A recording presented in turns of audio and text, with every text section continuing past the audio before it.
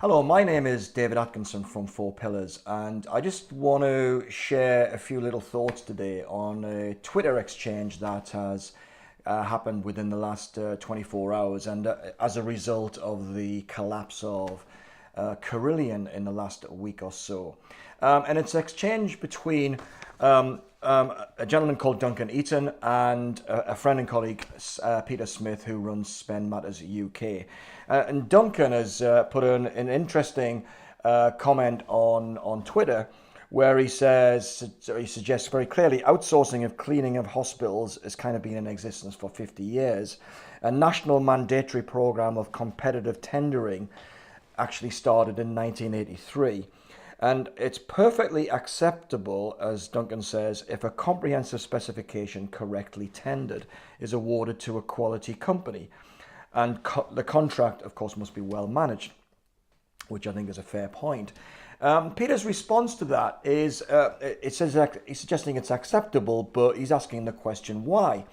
So what is it that leads us to think that an outsourcer can clean a hospital better than employed staff?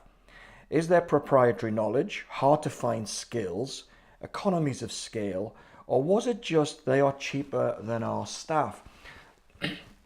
Now, I'm no expert in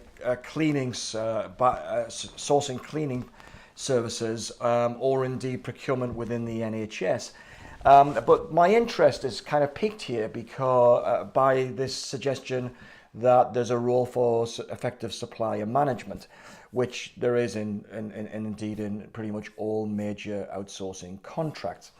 And for me, from the supplier management perspective, the key question for me is kind of how do we measure the performance of a third-party provider of cleaning services within a hospital environment?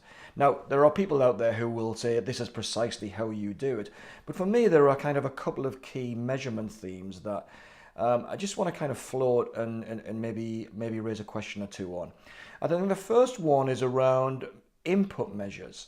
And for there, it could be, I mean, sometimes it's described as in-process measures. So there we'd be thinking about maybe the number of cleaning interventions as a key performance indicator on that, the number of staff, the number of hours worked, major spillages that have been resolved within a given time frame, and so on and so forth. And I'm sure there are others as well. And I'm sure all of these are valid and interesting. But I think there's a bigger question that is about outcome measures. And when we think about it, I think on the hospital ward, agility and responsiveness and the effectiveness of the cleaning is surely overwhelmingly important because it's a key component of infection control. So therefore, my view is that the cleaning function is inseparable from ward management and nursing activity. So to outsource cleaning in such a safety critical environment, it's evidently not impossible because it's been done for a long time, but it's risky, and it's no good having effective, or maybe effective is quite the wrong word here, but it's no good having even comprehensive supplier management key performance indicators in place if at the same time that medical outcomes are still negatively affected by some breakdown one way or the other. So my view on hospital cleaning, for what it's worth, is that I think we need to see this much more holistically in terms of a system. And the system purpose within a ward, and someone may indeed correct me, but I would have thought it's to ensure that there are effective medical outcomes and indeed effective infection control.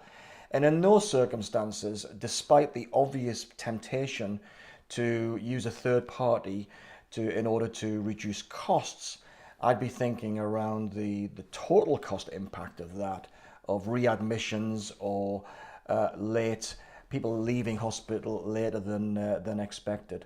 So my view is that I think if someone said, which way would you go? Would you outsource? Would you be comfortable with outsourcing cleaning services within a hospital environment or not? I think in some circumstances, in some shared areas, perhaps reception and so on, I would say yes. Within the ward, my preference would be not to do so.